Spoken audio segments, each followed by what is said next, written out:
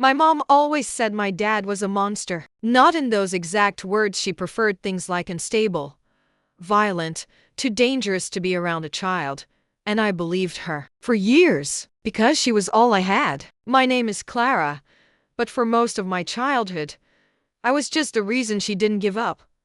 That's how she used to put it. Whenever I asked why we didn't have family, or why we moved so often, she'd sigh, look out the window, and say, "Because I love you, and because he can't find us." I grew up surrounded by secrets, by fear, by silence, but also by love, or at least what I thought was love. She taught me not to trust too easily, to keep things hidden, to stay away from strangers. But more than anything, she made one thing very clear. Never ask about your father. Our homes were always small, always rented. Boxes were never fully unpacked, like we were always one bad day away from leaving. She said it was to stay safe, just in case. But there was something off about the way she lived in fear, yet controlled everything with a smile. She cried when she thought I was asleep, but laughed too loudly when we were around others. She hugged me tight, then flinched at certain sounds. She loved me, I don't doubt that now. But love can be complicated. It can be full of guilt, fear, and control. We had a ritual. Every night, before bed, she'd come into my room, pull the old blanket up around my shoulders, the one we'd had since the first house, and whisper, "You're my miracle. I saved you from him. Never forget that." And I didn't forget. I wore those words like a badge of honor. I was the daughter she protected, the proof that leaving had been worth it. But then came the basement. I was 17 when we moved into that house. It was the most stable place we'd ever had, the only one where she seemed ready to put down roots. She let me paint my room, pick the furniture, buy picture frames. We stayed, and for a while, I actually felt normal. I made friends, went out, almost had a boyfriend. That's when I started noticing the cracks, like how she never answered unknown numbers, or how she'd shut down completely when I asked about old photos, or how she'd act like nothing existed before I was born, like our life only began with her version of the story. One day, I was helping clean the attic when I found a suitcase full of things I'd never seen before. Designer clothes, expensive heels, a necklace with a key-shaped pendant. When I asked about it, she snatched it from me like I'd just lit a match near gasoline. "That's not yours. Never open something that wasn't meant for you." I backed off, but something inside me started to shift that day. And later that night, I went down to the basement, alone. That's when I found the chest. It was old, locked, rusted. But on the front, carved into the metal, was the same symbol from the key around her neck. I didn't know what was inside, but for the first time in my life, I wanted to know something without her permission. And a part of me already knew. Once I opened that chest, there'd be no going back. I waited until she left the house the next morning. She was meeting someone from her new job, something to do with bookkeeping, though I was never exactly sure what she actually did. My mom was a master of vague answers, the kind that gave just enough to shut you up without really telling you anything. As soon as I heard the car pull out of the driveway, I went straight to the basement. The chest was heavier than I remembered. The lock was still there, rusted and tight. But now I had the key, the one she wore around her neck, the one she left sitting on the bathroom counter that morning. She never left it off, ever. I took it as a sign. With a shaky hand, I slid the key into the lock. It resisted. I forced it. And then, click! The lid creaked open slowly. What I saw inside didn't make sense at first. There were stacks of documents, old passports, credit cards with different names, a phone, one of those burner flip phones, dozens of photos, most of them worn, some torn at the edges like someone had tried to forget they ever existed. And in the middle of it all, a thick manila envelope with my name written on it. Not Clara, the name she gave me, but Claire, a name I hadn't heard since I was maybe 4 or 5. Suddenly I couldn't breathe. I opened the envelope with trembling hands. Inside were hospital records, school forms, and at the very bottom a custody document, dated over 10 years ago, filed by my father. It said he'd been searching for me, that he had full legal custody granted after an investigation into her.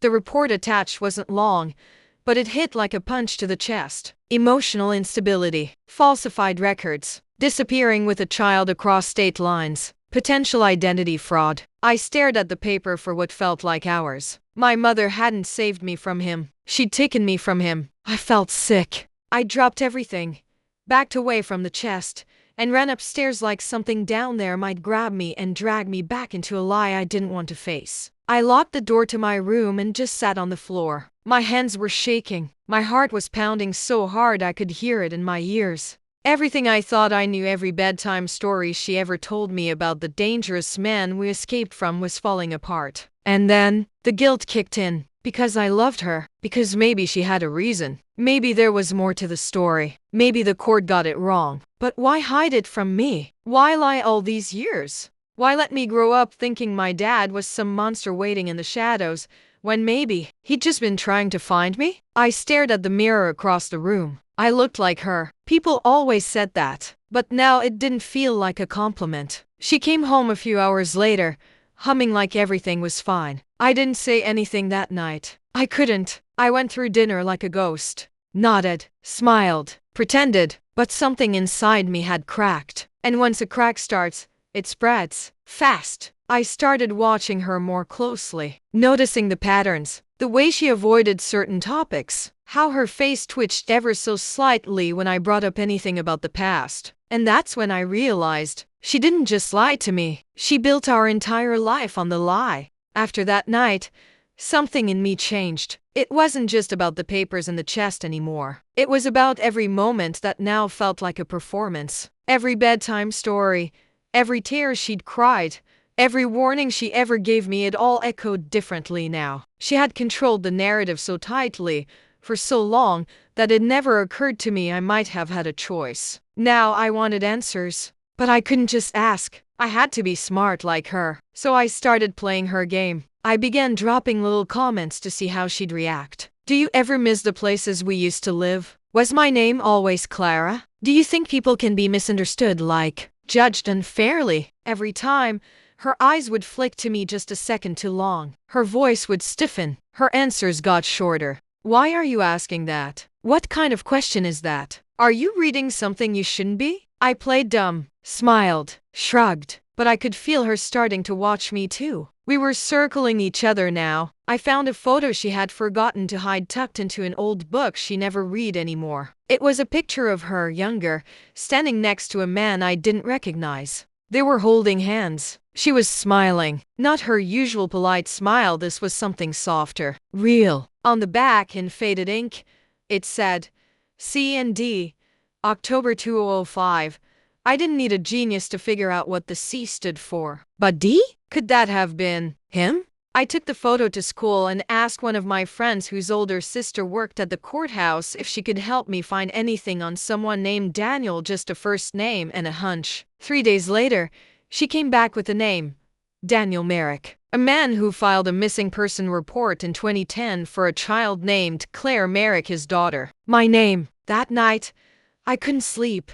My chest hurt like it was being crushed from the inside. Because I knew it was true. She took me from him, and he had never stopped looking. I opened the flip phone I found in the chest, just to see if it still worked. It did. There were saved numbers. Only a few. I scrolled through them with shaking hands. One stood out, D. I stared at it for what felt like forever. My thumb hovered over the call button, but I wasn't ready. I needed to hear her say it. I needed her to look me in the eye and admit what she did. So the next morning, I waited for her in the kitchen. She was making coffee like nothing was wrong, like the world hadn't shifted. And I asked without warning, was his name Daniel? She froze. Not for long, maybe 2 seconds, but long enough to tell me everything. She didn't answer, just turned around slowly, placed the mug on the counter, and looked at me like I was a threat. Her voice was soft, almost too calm. Where did you hear that name? I said nothing. She stared at me for a long time, then whispered,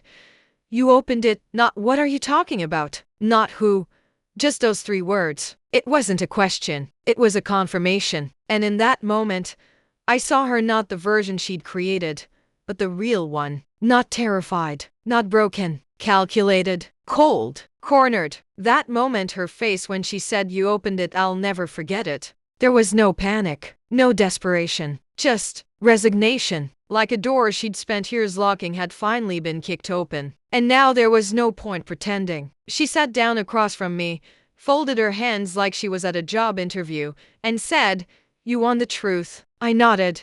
She looked me straight in the eyes and started talking, not like a mother explaining something to her daughter, but like a woman who'd run out of moves. "His name was Daniel. He was your father. And yes, I took you."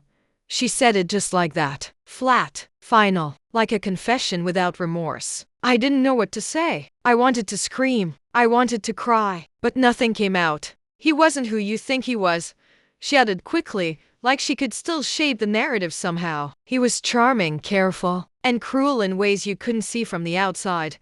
I asked her, point blank, "So why did the court give him custody?" She didn't answer right away. She stared at her coffee, like the truth was written in the foam. Then she said, "Because I messed up. I broke down. I said things I shouldn't have. And they used it to say I wasn't stable." I asked her again, quieter this time, "Was he abusive?" A pause. Then, almost a whisper, "Not to you." That broke me. She tried to explain, justify, said she was trying to protect me, that she didn't trust the system, that no one believed her when she warned them. "You were all I had," she said. "If I lost you, I would have had nothing left. So I ran." I wanted to believe her. Some part of me still wanted to believe her. But the more she talked, the more cracks I saw in her story. She never filed anything, never contacted anyone, never even tried to prove what she was saying. She'd rewritten history for both of us and built a whole identity around being the hero. When I asked if he'd ever tried to hurt me, ever scared me, ever did anything wrong to justify being erased from my life, she stayed silent. That silence told me everything. I stood up. I couldn't sit there anymore. I was shaking, but trying to keep my voice steady. "You lied to me for almost my whole life." She flinched. "You made me afraid of a man who might have just wanted to love me." Her eyes welled up. She reached for my hand. I pulled away. That broke her more than any scream could have. "You don't understand," she said. "He had power, friends in court. I had nothing. I was a mess. No one would have believed me. Then why not tell me when I was old enough to choose?" I asked. She didn't answer, because there was no answer that could make that okay. I left the kitchen, went to my room, slammed the door, and sobbed harder than I ever had in my life. Not just because I felt betrayed, but because I didn't know who I was anymore. Was I Clara, the girl she raised in fear? Or was I Claire, the daughter of the man she ran from? And if I reached out to him now, what would I find? That night, I stared at the burner phone again. My finger hovered over the contact, D, and for the first time, I pressed call. The line rang once, twice. Then someone picked up. "Hello?" And I froze, because the voice that answered didn't sound dangerous. It sounded like someone who had been waiting a very, very long time. "Hello?" he said again. I almost hung up.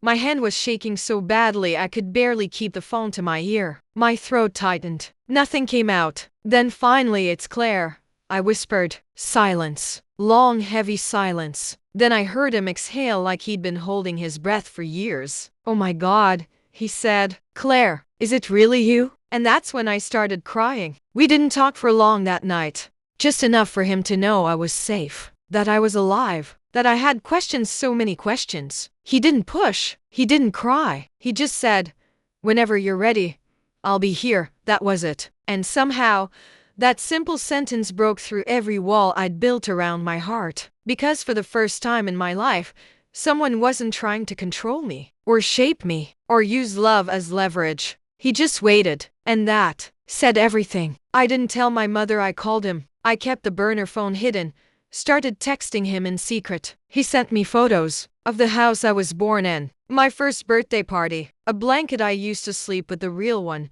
not the one she claimed was from our first home. Piece by piece, my life started to feel real and messy and mine. Eventually, I asked to meet. We chose a quiet place, a public cafe, middle of the day. No drama. Just two people sitting across from each other trying to piece together 17 years of silence. He brought a folder full of documents, just in case I needed proof. Court transcripts, reports from social workers, letters he wrote and never got to send. He never spoke badly about her. He just told his version and let me decide what to do with it. I believed him, not because he was perfect, but because he didn't try to rewrite anything. He just laid it out, flaws and all. And for once, no one was lying to me. When I came home that evening, she was sitting at the kitchen table. She looked tired, hollow, like she'd already guessed what I'd done. She asked me nothing. I said nothing, but the silence between us was louder than any scream. I didn't need to yell, or accuse, or demand an apology she was never going to give. I just walked past her, packed a bag, and left. I moved in with a friend at first, finished school. Later,